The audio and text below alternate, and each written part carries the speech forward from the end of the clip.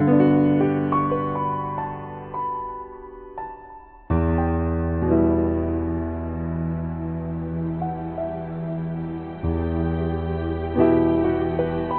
know, we read about this homeless World Cup that existed, and we decided that this sounded crazy, and people didn't believe it, and so we said we should do it. I believe sports underutilized as a tool, and this is only the beginning. I mean, we're going to get a lot bigger and a lot more better at what we do. But you kind of realize you get involved in people's lives, and it's serious business. You don't just like come in and then leave. So 6 years later, and a soccer program later, here I am. I played college ball there, got caught up in the fraternities, and for the most part there was drinking and snorting coke. Got out of there, I played on a semi-professional soccer team in Indiana called the Indiana Blast. 2 years, nothing happened. Ended up getting a job, started going to the bars every day. Just, was always doing coke. Had a buddy, and he started doing drugs, or he was smoking crack, and I always be the first one to say I wasn't going to do it, and one day I got curious and got hit ever since. I get periods of time where I was clean. I get a couple days, few days, 30 days, 60 days clean, be back out there messing up again, and it was just like a repeating cycle for almost 15 years. October 15th, 2006, I made a decision. I was either going to die or I was going to go to jail. So I made a decision to turn my life around. I ended up going to a detox center. Spent 6 days there, got out, went to a recovery house. Stayed there when I was staying in a recovery house, that's when I met the soccer. So I came down here last year, played as a player, made the team. Charlotte took 3rd place last year. Ended up leaving. I made I made the national team, the U.S. national homeless team.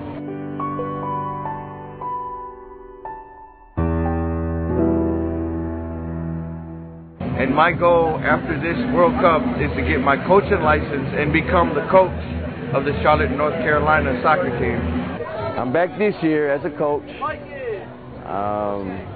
and it's a way for me to give back. I'm working on 3 years of being clean. You think of homeless, you think of, everybody's not homeless for everybody's homeless for different situations. And when you come down here, it just makes you realize, how many people almost have the same problem as you, or is going through something like you. And just to come together for this weekend and we forget about everything that's going on in our lives, this is our vacation. First and foremost, I was homeless. And this was an outlet for me. It was an outlet where I was a part of this shelter called Peachtree and Pine. This is one of the biggest shelters in the city of Atlanta, 24 hours. And this guy came to me, Jeremy, and talked about street soccer. Do you want to play? And I knew this guy through just associating with the task force of Atlanta. And I gave it a shot. And that shot led me to come to D.C. last year. That shot created a sense in me where it was a highlight moment for me. It was a moment where I felt like my life was meaningful again. I was doing something productive. I could tell my kids, if I have any, hey, I was a part of the street soccer. Let's look on YouTube and see what Dad did. It was a moment where I felt refined. I felt rejuvenated. I felt like my life had a direction. Come out and support us. It's every year in D.C. You guys, we can't do it alone. Just give us a chance and see what a great event this could be, because it doesn't take a rocket science to know, and even the old sayings of, hey, never judge a book by its cover. A lot of these guys are being judged by their cover, and a lot of people are missing out on great individuals that could change the face of the world. We got to realize there's individuals that just need an opportunity, an outlet just to breathe again, to feel like a person again, to feel loved again, to just feel like, hey, I'm a part of something great. And this is what street soccer does for these guys.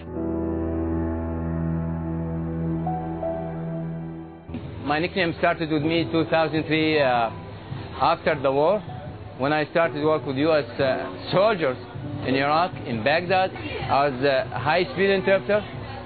I worked with a lot of different companies and battalions in Baghdad. I've been always at red zone, outside the pub, working, you know, very hard with soldiers. A lot of my best friends, soldiers, got killed. Some of them I carried with other soldiers.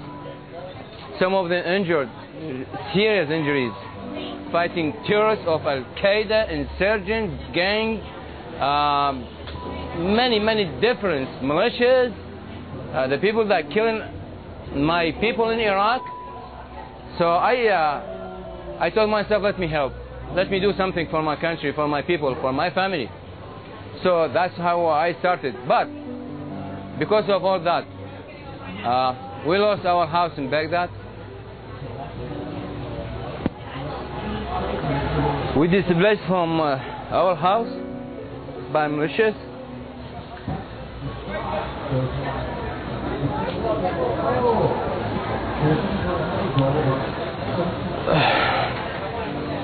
Sorry about that.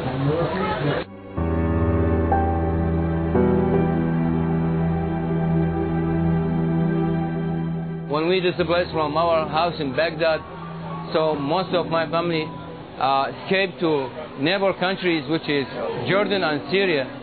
The Congress helped us, help the Afghani and Iraqi interpreters, because they work with the U.S. Army. We got our HIV and we arrived just June 11. We did it, finally we did it.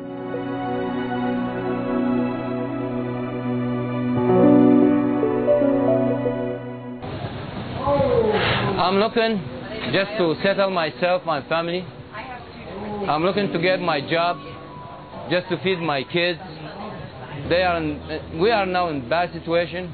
I want to just get my job first, feed my family, take care of my kids, send them to school, start to, you know, step by step build them a good future here in the very nice country in the world, in the very safe area in the United States, Charlottesville. Yep.